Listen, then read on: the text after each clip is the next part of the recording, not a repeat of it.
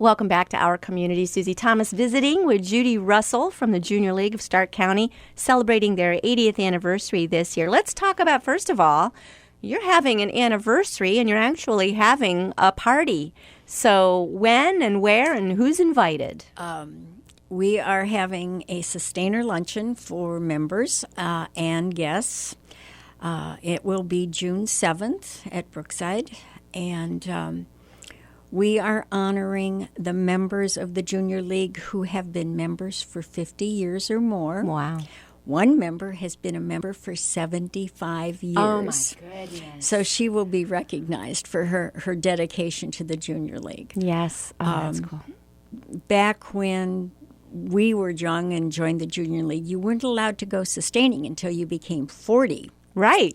So there are members who were members a long time because they joined when they graduated from college. They joined the Junior League. You could put 20 years into Junior League before being allowed to go sustaining back in the day. That's exactly right. Oh, my goodness. But some of the things that I think they enjoyed the most were things like doing a craft program for the young children at Altman Hospital. Mm-hmm. When you walked out of there, you knew that you had made a difference in those young children's lives because they're laying in bed all day. And what else can we do? Right. So those were important times. I'm wondering if somebody's listening and they're saying, okay, yes, I was in Junior League years ago, but I haven't been involved in forever. Would this kind of a person be welcome to come to celebrate? We are trying to track those women down. We would love to have the people that used to belong to Junior League for some reason because they moved away or life happens. Life happens, exactly. We would like them to attend this luncheon because one of the girls remarked at our last meeting, a committee meeting, that I'm only going to see my old friends. And we would like to see all of our old friends at this event. If your path hasn't crossed in a while, because you really are making deep and lifelong friendships through this. It's amazing. How many friendships have lasted over the years. There's a book club that's all sustainers that they've been friends since they were active. Yeah. And I think that's wonderful. Yeah, those things grow from that. How do people get an invitation or find out Well, you more? can call Junior League headquarters and ask for information. It's open to anyone who would like to attend. Let's get back on that idea. What is it about volunteering together? And there's no right or wrong answer to this, Judy. This is just how do you feel about it? What happens when people volunteer together? Why do such strong friendships grow from that? Well, I think when you volunteer for a specific program, everybody in that group have the same interests. So you're developing friendships pretty much by your interests. I have an art group that meets once a week, and everybody in that group at one time or another belong to the Junior League. Yeah. They don't all still belong, but some of that group, and we got together because we all have an interest in art. Oh, that's neat. One of the things that we did in Junior League was drugs are like that in the schools. At that point, we were trying to prevent young children from even starting out on drugs. We knew that there was a problem, and it was older children, but if you can reach out to young children, this was third grade, to those young children and have them realize what damage they could do to themselves, they might not even try it. Mm-hmm. And so they started that program in the schools. That's taking on more serious types of things. So it wasn't all gardening and book club. It wasn't all fun. It wasn't all the puppet shows, which were fun. It wasn't dancing assembly, which was fun. But some very serious issues that they have looked at over the years. I think just fascinating. Also, everybody remembers, if they've lived here for any time, Santa's Village. Talk about that. Santa's Village was a very fun event.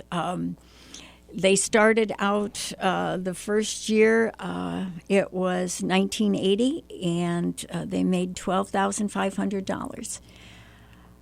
How much? Wait, go back. $12,500 they made the first year. Okay. And a friend of mine, her husband, just retired as chief of police in North Canton, and he played Santa Claus for many of those years. So I'm not sure he remembers playing Santa Claus, but his wife remembers that he did that. So for her. fun. So what was Santa's Village all about? Children came through Santa's Village and got to see. It was like they took what used to be in storefronts, women's clothing stores, the O'Neills, the Stern & Manns, at Christmas time, and made it into a village for young children to walk through and see the animated characters and the way storefronts used to decorate their windows, which they had stopped doing, but at Santa's Village, they could see all that. So all the animated figures, the Christmas scenes. And, correct. Oh, my goodness, so fun. That had to be one of the most creative fundraisers of any junior league across the country, I would think. How did you come up with that one? Were you involved with coming up with it? I was not involved with coming up with the idea. I do know, though, that in 3 years it went from making the $12,500 to making $27,000. Yes, so yes. it was not only 1980s dollars. Correct. Yes. And it was not only an event that was put on for enjoyment, but it was a fundraiser also, which helped the community, because all these monies that were raised are eventually given back to the community in one way or another. Something Junior League always says is that they believe in training volunteers. What kind of training it was and is involved for Junior League members? Well, by serving on a committee, you often were trained in putting on whatever program that committee did. But in addition to that, they trained future board members. We were doing early on what Leadership Stark County does now. And so because of that, it showed that there was a need in the community to train other people. And Leadership Stark County came out of the training from Junior League. Oh, my goodness. I always thought Leadership Stark County looked an awful lot like that training week where you go see what all there is to do in the community. Yes. So it was kind of an offshoot as well. Correct. That's just amazing. You know what I love as I'm hearing you talk, that there were very serious issues that were tackled. There were very kind of fun and more, just fun and also important and kind of uplifting events and type of things that the Junior League would be involved with. So it didn't matter whether the member was more serious, wanted to tackle whatever their passion happened to be. It seemed like you'd be able to plug somebody into that. They were always able to find a committee that they would like to sit on and be part of, because it was a very wide range of interests that were presented. So you know where I'm going with this. As one volunteer organization after another is struggling to find volunteers today, is that the key, Judy? Let people do what they want? Along with the training to do what they want. I think as long as it's done professionally. And many of the people that learned through Junior League have used that in their professional lives as they've gone into a different profession. Oh, just between you and me, have you ever sat on a board saying, oh my goodness, I wish these people had been trained by the Junior League? Yes. But I think having sat on that board, some of those skills are translated onto that board because of the background of doing it through Junior League. Like I say, I've been a member for over 50 years, and I think I'm supposed to give back to my community, and not only in volunteer services, but helping other people learn what I've learned through the years. Let's talk about, you mentioned that Women of the Year is coming up soon. When will this be? And tell us a little bit. The first part of May, they recognize the 2 women that have done outstanding volunteer service for our community, and information about that can be obtained by calling the Junior League headquarters. And you also need to tell us a little bit about what are they doing now? They are involved with The Martin Center. okay.